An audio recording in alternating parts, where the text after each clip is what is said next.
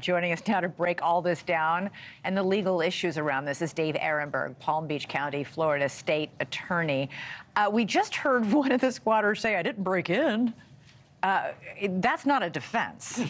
No, that looked like Jesse Pinkman's house in Breaking Bad. Oh my God! You know, after he was addicted to heroin again. So, no, it's not a defense. There are laws that say that if you've been living there openly and paying taxes and perhaps making renovations after a certain period of years, like 7 years, you have legal rights to it. But over and over around the country, we've been doing stories on these homeowners confronting these squatters, and they can't get them out. Why is it so hard to get them out? And that's a new phenomenon, that someone passes away or someone goes out of town, you got these squatters, and the laws are not protecting the homeowners. And you have to ask why. Why can't they change the law in New York to make it easier to evict these people and arrest them?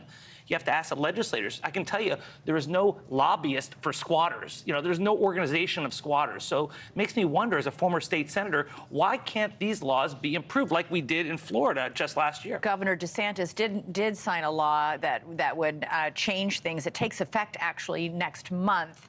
But my question is, it seems to be a cut and dry. You're a prosecutor now. It's a cut and dried case of trespassing, isn't it?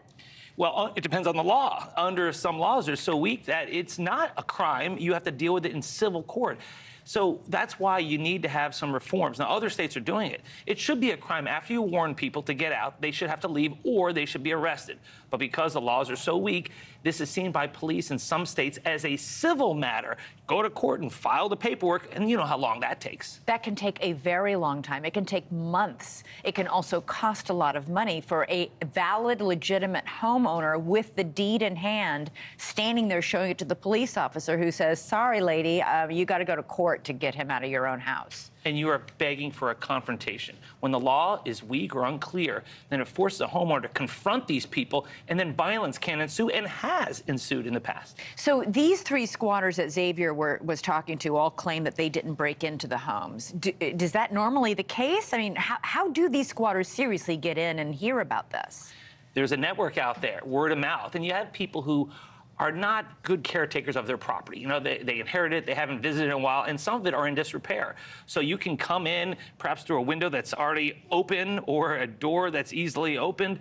And so there are a variety of ways, but still, they're trespassing. They don't own the property. They shouldn't be there. And if the homeowner wants it back, they should be able to get it back and evict those folks. And if they don't leave, they should be arrested. Okay, we know that Governor DeSantis signed a law into effect in Florida that takes effect. We know that a New York City council member has introduced some sort of legislation to change this. What about the rest of the country? The rest of the country are dealing with this, and sadly, I think New York is behind the eight ball. They tried. So we're at the end of the train. Yeah, exactly. Okay. Yeah, and Great. So it also gives DeSantis the way to say, well, this is a thing for those blue liberal states. In Florida, we're not like that. Well, you know, the best way to prove him wrong is for those states to enact tougher laws. Look, the public is clearly on the side of the homeowners here. Who's on the side of the squatters? Who's their lobbyist? I don't get this. I don't get. So the rest of the country does have better laws?